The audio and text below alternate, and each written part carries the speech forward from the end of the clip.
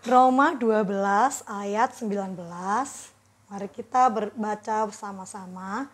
Saudara-saudaraku yang kekasih, janganlah kamu sendiri menuntut pembalasan.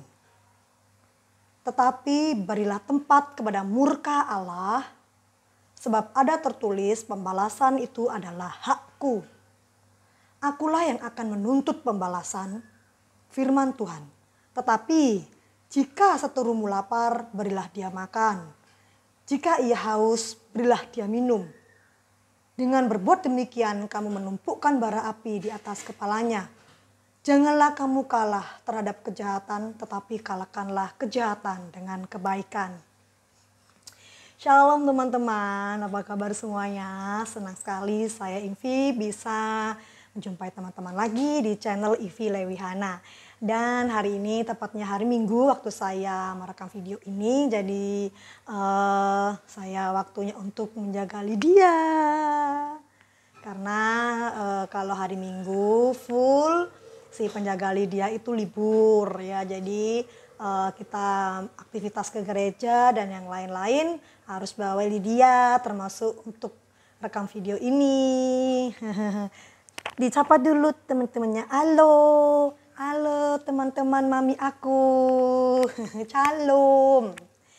Iya, jadi untuk naik saya mendapatkan ayat ini ya teman-teman, saya mau kesaksian yang perihal ini. Jadi pada beberapa waktu yang silam, beberapa tahun yang silam, seperti yang saya ceritakan, ketika semuanya harta saya yang sedikit itu, jadi saya sudah nggak memiliki apapun ya, tetapi saya hanya memiliki HP, sepeda motor ya yang masih mencicil juga, dan itu dihabiskan semua atau diambil semuanya oleh suami saya yang dulu, yang terakhir, yang kemudian dia pakai untuk judi ya, judi online gitu.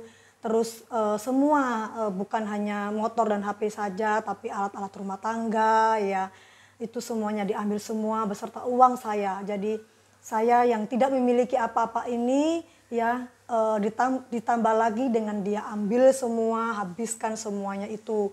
Dan kemudian dia lari begitu saja dan tidak ada kejelasan ya, tidak ada kepastian. Misalkan memulangkan saya kepada orang tua saya ya. Jadi waktu itu paman saya itu, saudara saya, kerabat saya itu mengetahui ceritanya dan menyarankan kepada saya untuk membalaskan apa yang dia perbuat kepada saya itu, bukan dengan cara fisik ya, bukan menyakiti secara fisik, tapi saudara saya tersebut mengajak saya untuk pergi ke rumah orang pintar dan untuk membalaskan semuanya itu gitu ya. Tetapi kemudian ya secara daging memang saya sangat menyakitkan ya. Semua yang saya itu awalnya sudah single parent ya, punya 2 anak, dan saya sudah susah payah untuk menyekolahkan anak-anak saya, untuk membeli motor ya, untuk membeli HP, karena saya harus memiliki motor dan HP karena saya adalah seorang sales. Dan dengan tega dia merebut semuanya, habiskan semuanya. Saya nggak punya apapun kecuali baju ya, saya nggak punya apapun, dan saya harus membeli lagi, berhutang lagi gitu katakanlah, dan saudara saya ini menuntut balas bagaimana kalau kita dengan cara-cara yang gaib, dengan cara-cara yang gelap ya, untuk menyakiti orang yang menyakiti saya tersebut. Tetapi sekali lagi bahwa anak-anak Tuhan adalah gambaran dari Tuhan, adalah surat terbuka dari Tuhan. Maka apa yang kita lakukan itu adalah surat terbuka ya. Kita adalah surat-surat Allah. Surat-surat Allah itu diaplikasikan dalam kehidupan kita. Maka betapa malunya Tuhan jika anak-anaknya itu memberikan gambaran yang buruk yang tidak sesuai dengan firman Tuhan. Maka Tuhan berkata kepada saya, pembalasan adalah hakku. Akulah yang akan menuntut balasan. Ya, taruhlah murka Allah, berilah tempat kepada murka Allah. Demikian firman Tuhan. Jadi saya mengatakan kepada siapapun yang menuntut balas itu ya, yang ingin saya menuntut balas, saya bilang biarlah Tuhan yang membalaskan semuanya, dan biarlah Tuhan juga yang bahkan dikatakan berikutnya, tapi jika seterumu lapar berilah ia makan, ya artinya kita harus mengampuni dan mengasihi, ya. Bukan hanya kita menaruhkan, bukan hanya kita memberi tempat kepada murka Allah, tetapi kita harus tetap mengasihi, tetap mengampuni, ya, bukan hanya membalaskan. Dan janganlah kamu kalah terhadap kejahatan, tapi kalahkanlah kejahatan dengan kebaikan. Jadi setelah saya masih diteror, ya, saya masih diteror setiap hari, saya masih hidup dalam ketakutan sampai saya sampai di tempat kerja itu, saya di beberapa tempat kerja itu menyarankan saya sampai ke Badan Perlindungan Perempuan dan Anak karena melihat saya saking ketakutannya sampai pucat saya, ya, saya dikejar-kejar, saya diteror-teror, ya.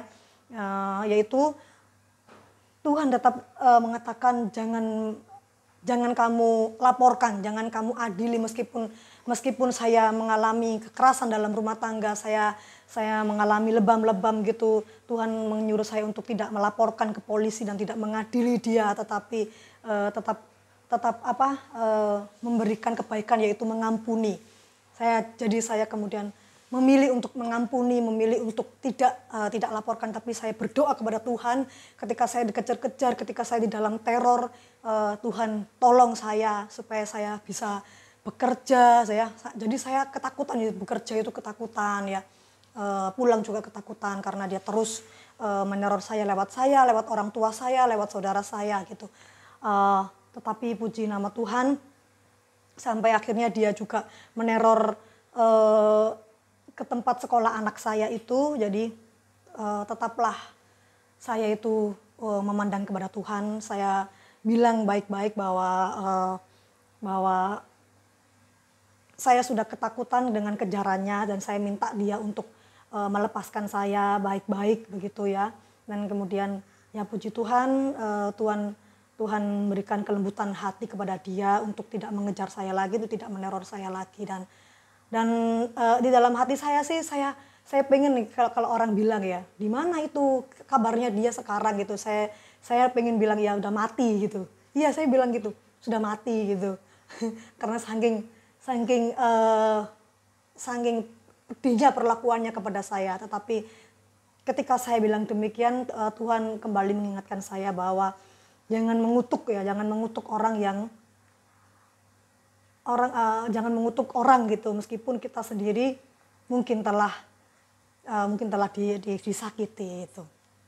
Jadi memang melakukan firman Tuhan itu tidak gampang, ya teman-teman, sangat tidak gampang. Tetapi dengan kekuatan Tuhan, dengan kuasa Tuhan sendiri, ya, dengan kasih karunia Tuhan memampukan kita untuk melakukan segenap firman-Nya.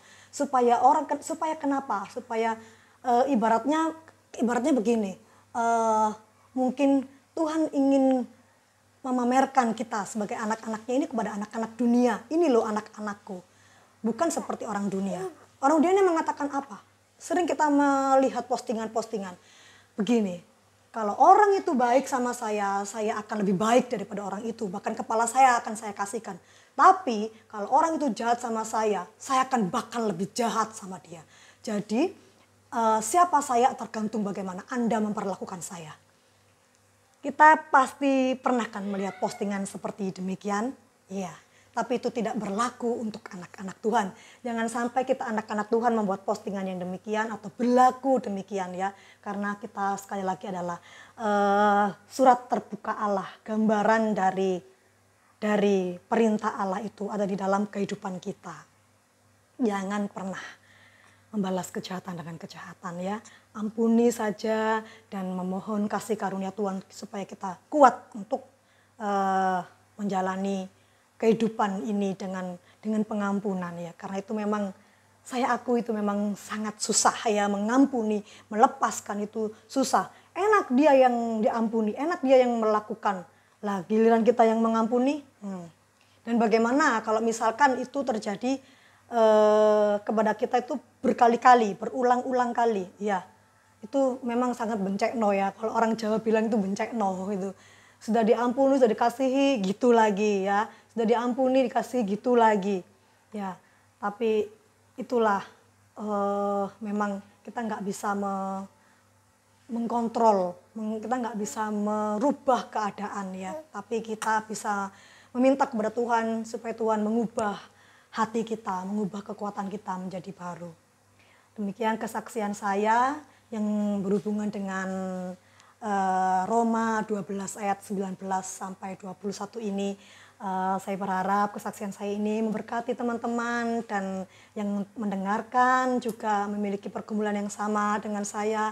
Saya berharap bahwa kita semuanya dapat menyenangkan hati Tuhan, yaitu dengan apa? Dengan melakukan setiap firman yang dikatakan oleh Tuhan.